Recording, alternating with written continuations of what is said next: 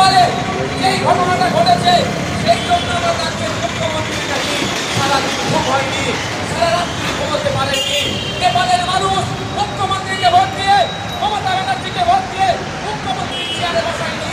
তাদের জন্য যদি ওনার ঘুম না হয় তাহলে আমাদের মানুষ, চমৎকার মানুষ, জনগিয়ার মানুষ, যে রাজ্যের মানুষ ভোট দিয়ে তাকে মুখ্যমন্ত্রী চেয়ারে বসালো, সেই রাজ্যের মানুষ ক্ষতিগ্রস্ত হচ্ছে।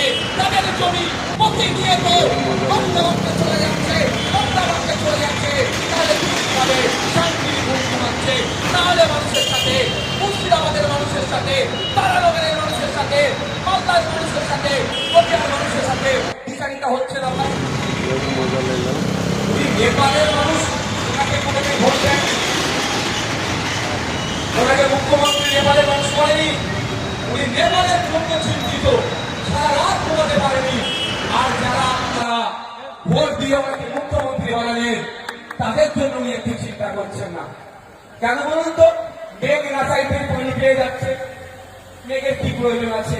তাই আপনাদের বলবো, সামনের দিন আসছে, জবাব দেওয়ার সময় এসেছে, যখন ওয়াকফ নিয়ে সারা পশ্চিম বাংলার মানুষ, সারা ভারতবর্ষের মানুষ চিন্তিত যে ওয়াকফ নিয়ে কি হবে, ওয়াকফ নিয়ে কি হবে।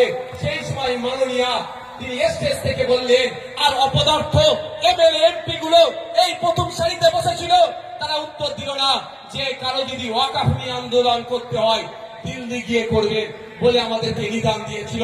তাই সময় এসেছে মাদ্রাসা বাঁচানোর লড়াই, মসজিদ বাঁচানোর লড়াই, ঈদগাহ বাঁচানোর লড়াই, কবরস্থান বাঁচানোর লড়াই। আমাদের পাশে যারা ছিল না, সময়ের সাথে সাথে তার জবাব দেওয়া হবে। হবে তো নাকি ভাই? হাত তুলে দেখান, হাত তুলে দেখান। মমতা ব্যানার্জির এত সাহস কি করে হলো?